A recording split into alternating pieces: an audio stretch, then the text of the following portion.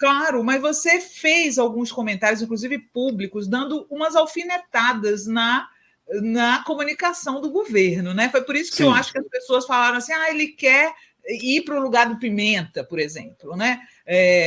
Porque você deu umas alfinetadas, né? E eu sei que você fala, que as lives, por exemplo, são importantíssimas, né? Você acha que você dá muito valor às lives, e as lives do presidente Lula ainda não decolaram, né? Eu queria que você comentasse essas duas coisas, essas suas críticas públicas à comunicação do governo e também por que as lives do Lula ainda não decolaram, em sua opinião? Em relação às críticas, elas são sinceras, é o que eu penso. Eu não me arrependo porque eu não menti, é o que eu acredito. Posso estar errado, não sou dono da verdade, mas eu expus a minha verdade, o meu ponto de vista.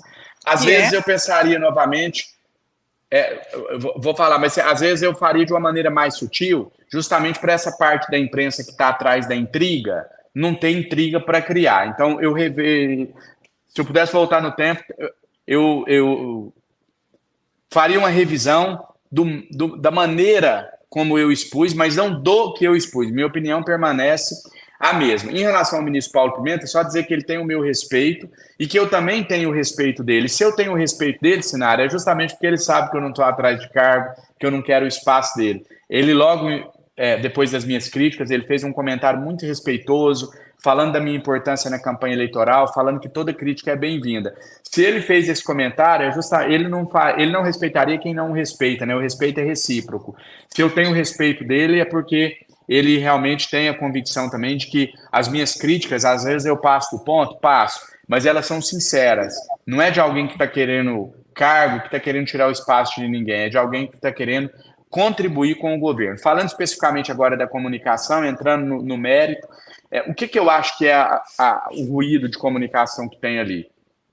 E isso já aconteceu, inclusive, com o próprio... Eu tive a oportunidade de falar isso pro presidente Lula, dentro da casa dele uma vez. A gente estava lá preparando para uma live, e eu falei assim: presidente, eu estou chegando agora, eu entendo que possa ter alguma desconfiança em relação aos meus métodos, mas eu quero dizer uma coisa para o senhor.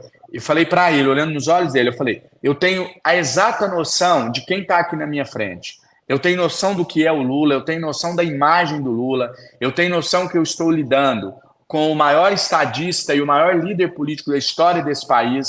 Só que existe uma confusão que alguns entendem, presidente, que o que eu quero é colocar o senhor... Eu usei exatamente essa figura de linguagem aqui, esse exemplo.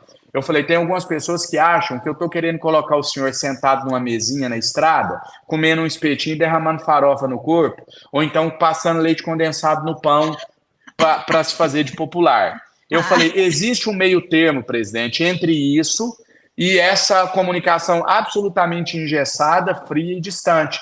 É possível equilibrar os dois. E aí, cenário interessante, no livro eu conto isso.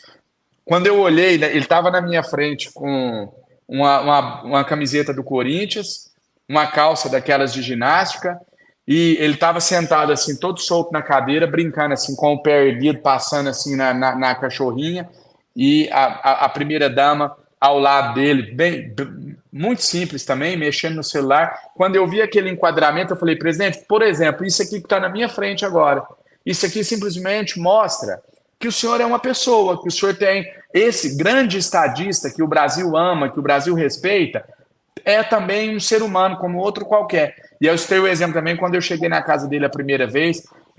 Claro, eu exagerei aqui, né? Uma figura de linguagem, mas eu brinquei e falei: eu imaginei que ia ter um monte de helicóptero voando em cima, que ia ter um serviço aqui, igual o serviço secreto americano, um monte de segurança. Cheguei lá, a maior simplicidade do mundo, era uma casa comum. Toquei o interfone, alguém veio, abriu, veio o presidente com aquela camiseta do Corinthians.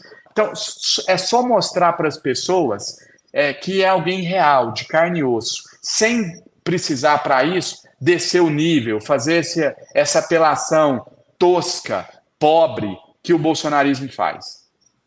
Até porque o Lula é, de fato, uma pessoa simples e o Bolsonaro finge que é simples, né?